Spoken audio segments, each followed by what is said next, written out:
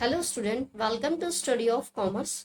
सबसे पहले अगर आप कॉमर्स स्ट्रीम से हैं या फिर आप कॉमर्स के किसी भी एग्जाम की प्रिपरेशन कर रहे हो, फॉर एग्जांपल यूजीसी नेट की प्रिपरेशन कर रहे हो या फिर आप यूपी टीजीटी पीजीटी कॉमर्स की प्रिपरेशन कर रहे हो, तो इस चैनल को सब्सक्राइब कर दीजिएगा। मैं आपकी ज़्यादा से ज़्यादा हेल्प करने की कोशिश करूंगी, ठीक है। तो चलिए आज का वीडियो स्टार्ट करते हैं। आज इस वीडियो में हम बिजनेस सर्विसेज की बात करेंगे। इससे पहले वाले इसके पहले मैं बिजनेस सर्विसेज का पार्ट 1 अपलोड कर चुकी हूँ, ठीक है, जिसमें मैंने आपको बताया था कि बिजनेस सर्विसेज क्या क्या होती हैं, ठीक है, सर्विसेज और गुड्स में क्या डिफरेंस होता है। तो वो पार्ट आप देख लीजिएगा। उसके बाद ये सेकंड पार्ट देखने आइएगा, ये आपका बिजनेस सर्विसेज का पार्ट 2 होगा। तो आपको कॉन्सेप्ट ज्यादा अच्छे से क्लियर होगा, ठीक है, क्योंकि उसमें मैंने टाइप्स ऑफ बैंक्स भी आपको बताया कि किन किन तरह की बैंक्स आपकी होती हैं, ठीक है। तो चलिए आज का वीडियो स्टार्ट करते हैं। आज हम सबसे पहले जो बात करेंगे वो फंक्शंस ऑफ कॉमर्शियल बैंक की बात करेंगे, यानी कि हम कॉमर्शियल बैंक में क्या क्या चीजें होती हैं, वो हमें क्या क्या फैसिलिटी प्रोवाइड करती है, उन फंक्शंस की हम बात करेंगे, ठीक है। तो अगर हम देखें तो सबसे पहला जो हमारा मेन फंक्शन है कॉमर्शियल बैंक का, वो है एक्सेप्टेंस ऑफ डिपॉजिट। तो कॉमर्शियल बैंक क्या करती है, डिपॉजिट्स को एक्सेप्ट करती है, ठीक है, ये हमारे डिपॉजिट्स को एक्सेप्ट करती है। लेंडिंग ऑफ फंड्स, ये फंड्स को लेंड करती है, ठीक है। नेक्स्ट है हमारी, ये हमको एलाइड सर्विसेज प्रोवाइड करती है। ये हमको चेक फैसिलिटी प्रोवाइड करती है। हम किसी को भी चेक इशू कर सकते हैं या फिर किसी से भी चेक रिसीव करके उसको विड्रॉ करा सकते हैं। तो ये सारी फैसिलिटी भी हमको कॉमर्शियल बैंक ही प्रोवाइड करती है, ठीक है। रेमिटेंस ऑफ फंड्स भी बोलते हैं कि इससे जो है फंड्स रेमिटेंस होता है, यानी कि ट्रांसफर करते हैं फंड्स एक बैंक से दूसरी ब्रांच में उसकी। तो ये सारी फैसिलिटीज हमें कॉमर्शियल बैंक प्रोवाइड करती है, ठीक है। चलिए अब इसका थोड़ा डिटेल में समझ लेते हैं। तो हम एक्सेप्टेंस ऑफ डिपॉजिट्स की अगर बात करें तो deposits are the basis of the loan operations since bank are both borrowers and lenders of the money. तो जैसा कि हमें पता ही है कि बैंक हमसे मनी रिसीव भी करती है, यानी कि हम बैंक में मनी डिपॉजिट भी कर सकते हैं और लोन भी ले सकते हैं, यानी कि वो बोरो भी करती है मनी और लेंडर भी होती है वो मनी की, ठीक है। As borrowers they pay interest and as lenders they grant loans and get interest। तो अगर borrowers के कॉन्सेप्ट में देखें तो वो इंटरेस्ट पे करती है हमको, लेकिन जब हम उससे लोन लेते हैं तो हमें बैंक को इंटरेस्ट पे करना होता है, ठीक है। तो हम कह सकते हैं कि कॉमर्शियल बैंक में डिपॉजिट्स को एक्सेप्ट किया जाता है। नेक्स्ट है हमारा लेंडिंग फंड्स।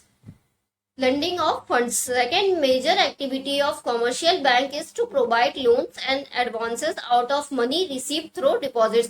तो वो जो डिपॉजिट्स रिसीव करती है दूसरी जगह से, उसी डिपॉजिट्स के दम पे वो जो है लोन्स प्रोवाइड करती है या एडवांसेस देती है जिसको चाहिए होता है, ठीक है। These advances can be made in the form of overdraft. तो ये ओवरड्राफ्ट के फॉर्म में देती है। ओवरड्राफ्ट किसे कहते हैं, तो ओवरड्राफ्ट हमारे शॉर्ट टर्म लोन होते हैं, ठीक है। जो आप शॉर्ट टर्म में लोन लेते हो वही आपका क्या कहलाता है, ओवरड्राफ्ट कहलाता है। कैश क्रेडिट्स भी देती है, डिस्काउंटिंग ट्रेड बिल्स भी देती है, टर्म लोन्स भी देती है, consumer credits and other miscellaneous advances. तो जितने भी तरह के आपके एडवांसेस होते हैं, लोन्स होते हैं, चाहे वो शॉर्ट टर्म लोन हो या लॉन्ग टर्म लोन हो, तो वो सारी फैसिलिटी प्रोवाइड करती है हमें कॉमर्शियल बैंक, ठीक है। नेक्स्ट हम देखते हैं cheque facility.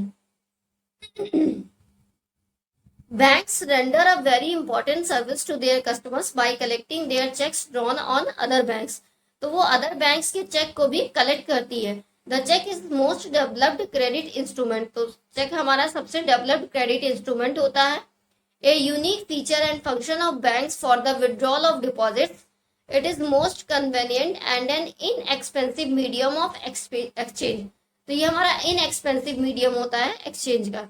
There are 2 types of cheques. तो चेक्स हमारे 2 तरह के होते हैं। एक आपका बियरर चेक्स होता है, which are encashable immediately at bank counter. तो बियरर चेक्स ऐसे चेक्स होते हैं जो आप लेके जाते हो, तुरंत बैंक उसको कैश में कन्वर्ट कर देती है, ठीक है। तो वो हमारे बियरर चेक्स होते हैं। और एक हमारा होता है cross cheques, which are to be deposited only in the payee's account. जो कि कैश विड्रॉ नहीं कर सकते उसको आप तुरंत, ये आपके पेई के अकाउंट में डिपॉजिट हो जाता है, ठीक है। उसी को हम बोलते हैं क्रॉस चेक्स। चलिए नेक्स्ट देखते हैं। नेक्स्ट है हमारा रेमिटेंस ऑफ फंड, यानी कि हम इससे फंड ट्रांसफर कर सकते हैं एक प्लेस से दूसरी जगह पे, ठीक है। Another silent functions of commercial bank is of providing the facility of fund transfer from one place to another on account of the interconnectivity of branches. तो जो ब्रांचेस एक दूसरे से इंटर कनेक्ट होती है उनको ये फंड ट्रांसफर करती है, वही क्या कहलाता है, रेमिटेंस ऑफ फंड्स कहलाता है।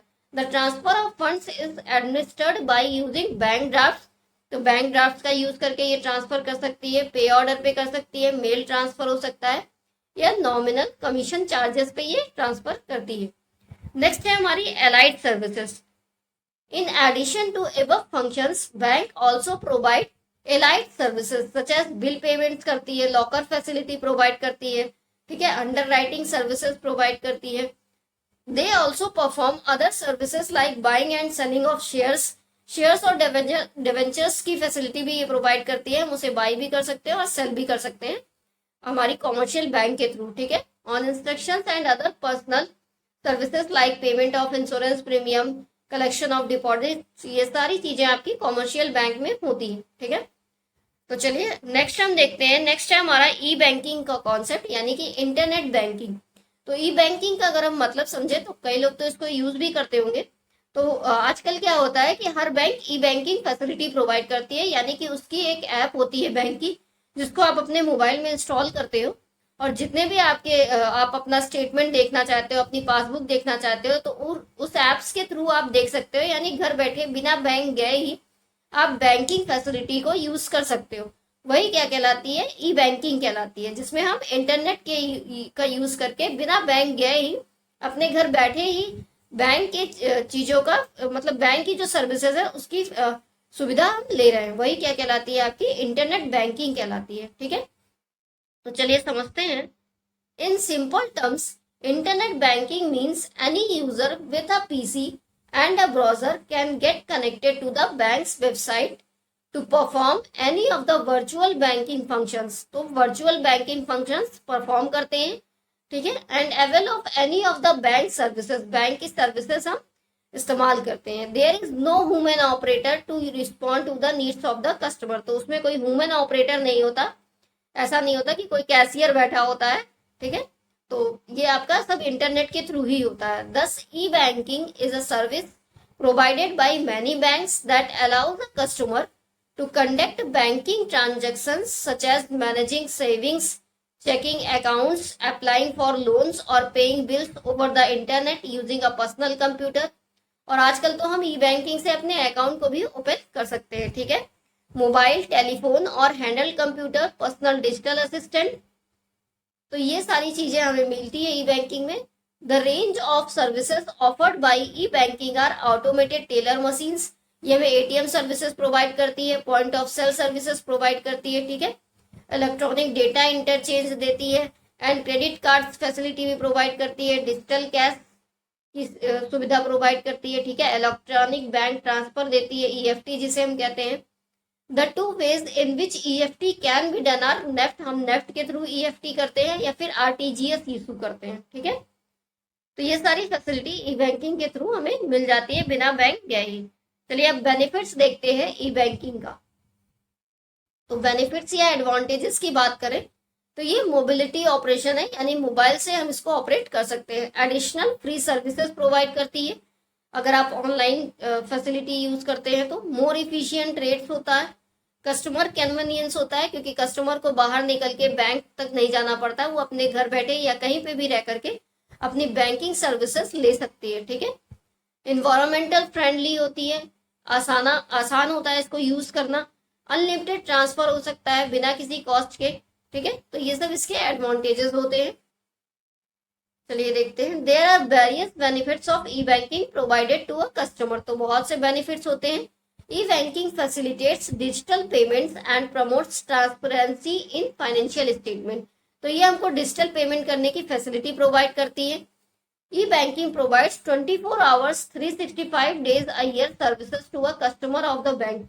तो ये हमें 24 आवर्स की फैसिलिटी प्रोवाइड करती है, 24 घंटे में कभी भी हम इसकी सर्विसेज यूज कर सकते हैं ई बैंकिंग की, ठीक है।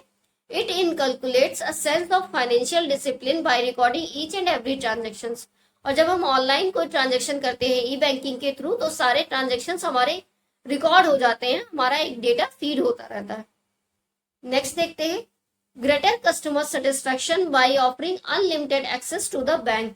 कस्टमर भी ज्यादा सेटिस्फाइड रहता है, non limited by the walls of the branch, उसको ब्रांच नहीं जाना पड़ता, वो जहाँ पे है जब चाह रहा है बैंकिंग सर्विसेज यूज कर ले रहा है। ठीक है, तो कस्टमर भी सेटिस्फाई होता है ई बैंकिंग फैसिलिटी से।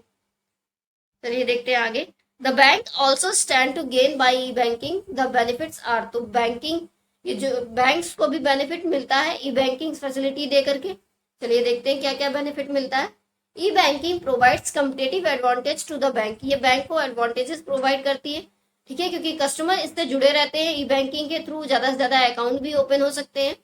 ई banking provides unlimited network to the bank and is not limited to the number of branches, तो ये ब्रांचेस में लिमिटेड नहीं रहती, इसमें हम अनलिमिटेड नेटवर्क रहता है इसका पूरा। ठीक है, क्योंकि कहीं कोई भी किसी भी ब्रांच का हो, वो अगर ऐप डाउनलोड किया है तो वो कहीं पे भी रह के यूज कर सकता है। Any PC connected to a modem and a telephone having a internet connection can provide cash withdrawals needs of the customer, तो कोई भी कैश विड्रॉ की नीड अपनी पूरी कर सकता है। ठीक है, तो ये डिपेंड नहीं करता ना कि कौन सी ब्रांच का आपका एटीएम है, आप कहीं पे भी जाके एटीएम यूज करके अपना कैश ले सकते हो। Load on branches can be considerably reduced by establishing centralized database and by taking over of the accounting function, तो ब्रांचेस का भी लोड कम हो जाता है क्योंकि ज्यादा भीड़ नहीं होती बैंक में। ठीक है, तो आई होप आपको समझ में आ गया होगा कि आपकी ई बैंकिंग क्या होती है। चलिए अब हम समझते हैं types of digital payments. Digital payments कितनी तरह के होते हैं। ठीक है, तो सेलर और बायर दो लोग होते हैं, ये तो आपको पता ही है। तो गुड्स और सर्विसेज दोनों को लेके चलते हैं। तो अगर हम पेमेंट्स की बात करें तो एक हमारे कैश पेमेंट्स होते हैं, दूसरे हमारे डिजिटल पेमेंट्स होते हैं। दो ही तरह से हम पेमेंट करते हैं, या तो कैश में करते हैं या फिर ऑनलाइन करते हैं डिजिटल। ठीक है, तो चलिए आगे देखते हैं। तो डिजिटल में हमारे दो तरह के पेमेंट्स होते हैं, एक आपका प्लास्टिक कार्ड होता है, दूसरा आपका ई बैंकिंग होता है। प्लास्टिक कार्ड में हमारे डेबिट कार्ड के थ्रू हम पेमेंट कर सकते हैं या फिर क्रेडिट कार्ड के थ्रू पेमेंट कर सकते हैं। ठीक है, और अगर हम ई बैंकिंग में देखें तो ई बैंकिंग में हमारा यूएसडी होता है। यूएसडी कई तरह का होता है, इसमें आपका पॉइंट ऑफ सेल भी आ सकता है, हम यूपीआई के थ्रू पेमेंट कर सकते हैं, एआईपीएस के थ्रू पेमेंट कर सकते हैं। ठीक है, माइक्रो एटीएम के थ्रू पेमेंट कर सकते हैं, भीम आपकी यूपीआई ऐप है उसके थ्रू पेमेंट कर सकते हैं, मोबाइल वैलेट हो गया जैसे कि फोन पे, गूगल पे हो गया, पेटीएम हो गया, इनके थ्रू हम पेमेंट्स कर सकते हैं। ठीक है, प्रीपेड कार्ड्स के थ्रू पेमेंट कर सकते हैं। तो ये आपके इतने तरह के डिजिटल पेमेंट्स होते हैं। ठीक है, तो आई होप आपको वीडियो समझ में आया होगा। चलिए आगे आज का हम थॉट देख लेते हैं। When you put 110% of your mind in everything you do, opportunity will automatically attracted to you। ठीक है, तो जब आप अपने हर काम में 110% दिमाग लगाते हैं तो अपॉर्चुनिटी अपने आप आपके पास आने लगती है। तो सीधी सी बात है, जब किसी काम को हम पूरे फोकस के साथ करते हैं और अपना 110% उसको देते हैं तो डेफिनेटली हमको उसमें रास्ते दिखने लगते हैं और हम अपनी मंजिल तक आसानी से पहुंच जाते हैं। ठीक है, तो अपॉर्चुनिटीज हमारे पास तभी आएंगी जब हम किसी चीज को पूरा दिमाग लगा करके अपना 110% देंगे। ठीक है, तभी हमें नई नई अपॉर्चुनिटीज मिलेंगी, और अगर हम इंतजार ही करते बैठे रह जाएंगे तो हमें कुछ भी नहीं मिल पाएगा। ठीक है, तो आई होप आपको आज का वीडियो समझ में आया होगा। वीडियो अगर पसंद आया होगा तो लाइक कर दीजिएगा और ज़्यादा से ज़्यादा शेयर करिएगा ताकि ज़्यादा से ज़्यादा स्टूडेंट्स बेनिफिट उठा सकें। ठीक है, चलिए चैनल को सब्सक्राइब कर दीजिएगा आगे की और वीडियोस देखने के लिए। Thanks for watching.